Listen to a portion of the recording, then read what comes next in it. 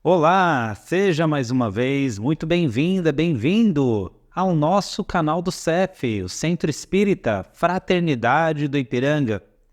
Antes de juntos refletirmos sobre o tema de hoje, vamos à nossa tradicionalíssima preparação? Te convido então a fecharmos os olhos e que possamos nesse instante respirar de uma maneira mais profunda e serena, para que possamos entrar em sintonia fraterna com toda a espiritualidade aqui já a postos. Com o nosso anjo de guarda, nós agradecemos por toda a companhia, por toda assistência e amparo que recebemos até este momento.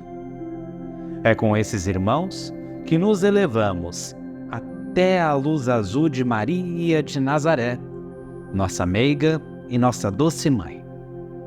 Amparados por Maria, chegamos até Jesus, o nosso mestre, modelo e amigo. E é contigo, irmão, que chegamos até Deus, onde agradecemos por mais este momento de reunião em seu nome e por todo o amparo e oportunidade de melhora íntima que nos oferece. Rogamos que, a partir desse instante, a sua paz esteja em nossos corações, hoje e sempre. Graças a Deus. Pois bem, hoje é dia de falar dela, sim, dela mesma, na nossa famosa indulgência, dando uma roupagem nova, reciclando aí essa importante reflexão. Importante por quê? Bom, está explícito na pergunta 886 do Livro dos Espíritos. Qual é o caminho, o significado da caridade? É o famoso BIP que nós dizemos aqui: benevolência, indulgência e perdão. Já falamos aqui num vídeo anterior, você pode conferir no card aqui em cima, sobre a benevolência. O sentido de enxergar e de buscar enxergar o bem em todas as criaturas divinas. E a indulgência, ela é irmã da benevolência no sentido de que, se através da benevolência nós devemos empregar esforços para enxergar o bem aonde ele realmente existe, ou seja, em toda a natureza, em todas as criações, a indulgência ela vai no sentido meio que oposto, ou seja, de nós nos esforçarmos para não colocar luz, não divulgar, não propagar as imperfeições alheias. E são imperfeições que não apenas fazem parte do nosso ciclo familiar, social, amoroso, mas também geral. André Luiz já dizia: o mal não merece comentário algum. E o que isso significa? Bom, já está muito claro. Mas o que significa é de que o mal, as críticas, as imperfeições, o que o outro ou o que nós fazemos ou não de errado, aonde nós falhamos e assim por diante, não deve ser fator de comentário em conversa alguma. Mas muitas vezes, confesso aqui, é como uma tentação. Nós puxamos papo com alguém, ou que temos familiaridade, ou nem tanto, através do compartilhamento de uma notícia negativa. Nós comumente dissemos: olha, vocês viram aquela tragédia que aconteceu? Nossa, e aquele crime horroroso, hediondo, como é possível? Nossa, você viu o que o outro ou o que a outra fez? Nossa, se fosse eu no lugar, eu agiria diferente. E assim se vai. Essa tentação parece que ela nos coça por dentro. Nós sentimos uma vontade imensa de falar ao outro o que o outro fez ou deixou de fazer, o que aconteceu, o que nós acabamos de ver na internet ou na TV. É claro, de ruim, porque compartilhar ou divulgar notícias boas ainda não é o nosso forte. Mas por que essa tentação nos infringe tanto a comentar, a falar, a divulgar, a propagar por aí? Por que, afinal, nós somos tão fervorosos em propagar as más notícias em vez de valorizar as boas? Por causa da nossa sintonia.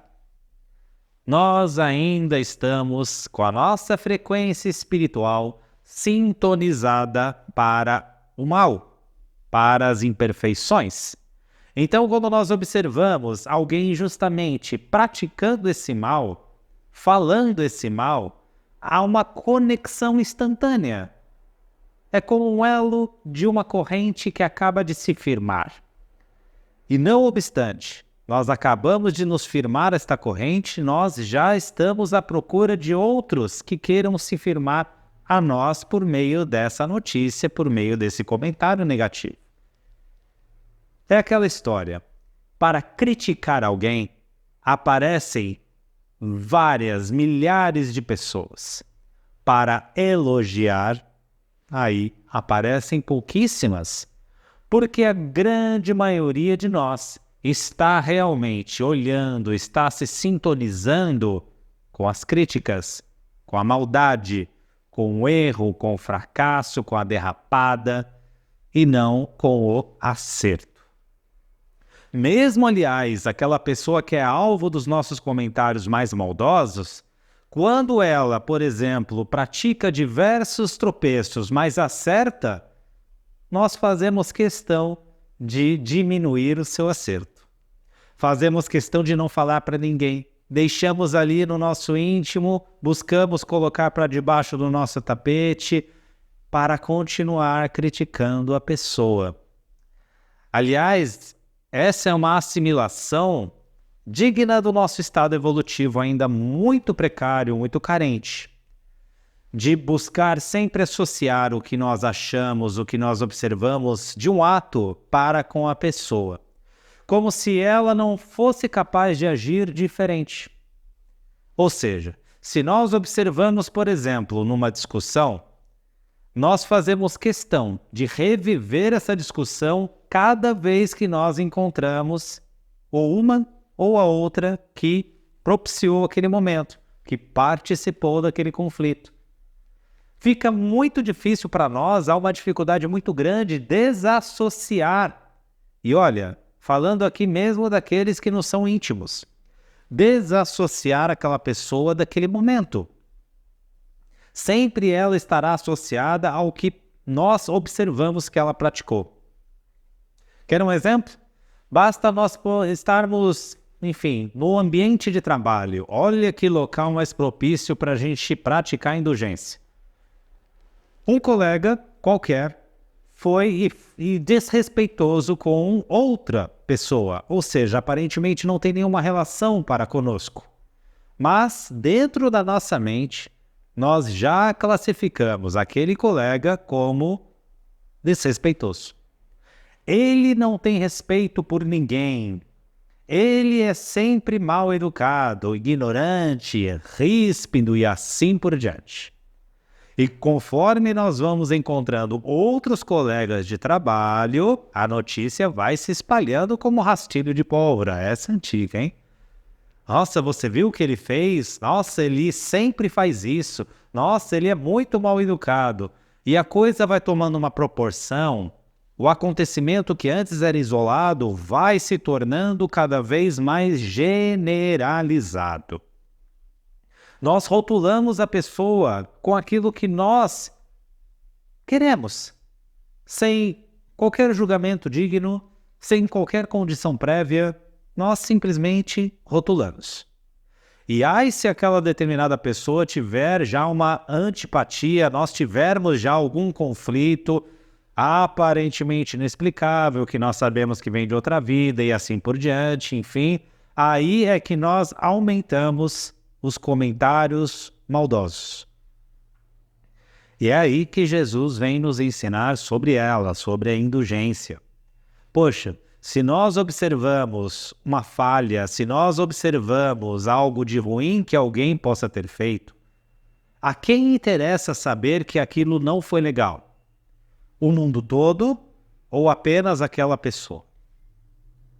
Nós devemos nos aproximar e exclusivamente falar para aquela pessoa da falha que ele cometeu. É óbvio que se, por exemplo, nós nos defrontarmos com um crime, com alguém que ainda está num grau de periculosidade grande, nós não iremos nos aproximar do assassino e dizer, poxa, você matou ele, não é assim que se faz. Jesus ensinou o amor e assim por diante. É óbvio que não. Mas estamos falando mais relacionadamente às nossas situações do dia a dia. Situações que muitas vezes nós desconsideramos. Ou melhor, consideramos como sendo normais. É normal falar mal do outro. É normal divulgar uma fofoca. É normal replicar até uma fake news que prejudique alguém. Agora, referente a Deus, Deus não vai se importar com isso. Deus tem coisas mais importantes a cuidar. Imagina que Deus vai ligar para uma crítica que eu fiz para alguém ou para a propagação de uma notícia que prejudica alguém. Pois é, Deus se manifesta nos detalhes. E é justamente esses detalhes que aquele Deus que habita em nós vai justamente olhar e nos apontar. Poxa, estamos agindo contra a nossa própria consciência. Por quê? Porque nós não gostaríamos que isso nos fosse feito. Quem é que gosta de ser criticado? Mesmo injustamente. Afinal, quando nós observamos uma crítica dada a terceiros, a outras pessoas, será que nós presenciamos a causa? Nós sabemos se ela é justa ou injusta, enfim. Muitas vezes não sabemos. Agora, quando é conosco, e principalmente quando é uma crítica injusta, aí nós ficamos revoltadíssimos. O que é natural, porque nós ainda estamos sintonizados ao mal, à ignorância. Então, fazemos sempre questão de despertar em nós a nossa revolta primitiva. Quem é que gosta justamente de ter uma falha sua sendo divulgada, sendo propagada a cada vez mais pessoas? Quem é que gosta de chegar num lugar e alguém já ter uma ideia formada, por mais falsa que seja, sobre nós, nos olhando de canto de olho, nos observando de forma torta? Ninguém gosta. Todos nós ficamos inconformados, frustrados com essa situação. Sempre é bom lembrar que nós fomos criados por Deus para viver em convívio uns para com os outros. Nosso dever é viver coletivamente, mesmo que no nosso subconsciente nós temos essa vontade. É por isso que um dos maiores fatores de depressão é a solidão ou o medo dela. Porque nós não desejamos ser excluídos de ninguém, de nenhum ciclo, de nenhum grupo, de nenhum lugar. Nós sempre queremos fazer parte. Mas muitas vezes, cá para nós traímos o nosso princípio, os nossos maiores valores interiores para que façamos ou para que continuemos a fazer parte de um grupo. Ou seja, muitas vezes nós criticamos os outros, propagamos notícias alheias, propagamos o mal para que sigamos junto com aqueles que fazem o mesmo. Porque se eu não fizer, eles vão achar ruim e vão me deixar na mão. Mas olha, sinceramente, se nós estamos nessa situação, já passou da hora de nós sairmos desse determinado grupo, desse determinado convívio. Porque um relacionamento que se sustenta falando mal ou fazendo propaganda maldosa dos outros, não é um relacionamento. Porque, afinal de contas, amanhã ou depois, nós seremos os alvos, mesmo fazendo parte do chamado grupo. Então não faz sentido algum nós termos em nossa mente a ilusão de que o ambiente estará harmonioso se eu continuar a falar mal do outro. Não estará. E isso acontece muito também no meio político, quando nós falamos ou quando ouvimos uma notícia relacionada à política. Nós sabemos que o Brasil, especificadamente, carece de diversos cuidados sociais, carece de uma política mais efetiva, uma economia mais forte, sem dúvida alguma. Mas lembremos aqui daquela velha máxima: os governantes, em certa parte, são o reflexo do povo que ajudou a eles serem eleitos. Como nós podemos atestar de que, se nós estivéssemos no poder de um povo, seja de uma cidade, estado ou do país, agiríamos diferentes? Porque o sistema em si é feito justamente para ele ser do jeito que é, para favorecer poucos em denegrimento de muitos, e assim por diante. Então, nos falta ainda vontade para mudar. Logo, é muito mais fácil falar mal, criticar, entregar tudo ao pior dos seres, ao chamado inferno, a sair do país e outras atitudes mais, do que realmente analisar qual que seria a melhor opção, o melhor caminho para que a situação melhorasse. A crítica, a falta de indulgência, o comentário maldoso nos é sempre a saída mais fácil, para que nós tenhamos simplesmente uma opinião, para que nós possamos participar de uma conversa, fazer parte de um grupo e assim por diante. Para nós, às vezes, ou na maioria delas, é muito mais fácil nós falarmos o mal do que simplesmente ficarmos calados. E olha que o silêncio nessa hora seria de longe a melhor opção. Mas o que Jesus vem nos ensinar também no capítulo 10 do Evangelho segundo o Espiritismo: bem-aventurados os misericordiosos. E dentro deste capítulo, qual é a lição que está lá? Sim, ela, a indulgência. Não tenhamos dúvida, então, de que o caminho para a nossa evolução trafega, sim, sobre ela, a indulgência. Observar cada vez mais as falhas dos outros e reter para si, não sair falando, mesmo quando o outro não estiver próximo, for uma pessoa pública, enfim. Tudo isso conta, porque afinal, a responsabilidade do que falamos é exclusivamente nossa. Não há mais aquele papo de que, mas ele que fez. Mas é nós que estamos falando, nós que estamos propagando, nós que mesmo pelo pensamento estamos fortalecendo aquela crítica. Não caiamos nesse erro. Saibamos, do contrário, de que todos nós, absolutamente todos nós, caminhamos para o mesmo objetivo, que é evoluir. Jesus já dizia: nenhuma ovelha será perdida. Então, mesmo aqueles que mais tropeçam nos próprios erros, mesmo que pela fragilidade, pela intenção até, também irão se redimir, também irão expiar as suas falhas e também irão caminhar em prol de Deus, do mais religioso ao mais descrédito, assim por diante, porque o amparo do Pai, o amparo de Jesus, não fica sem acolher uma ovelha sequer. Está em todos nós.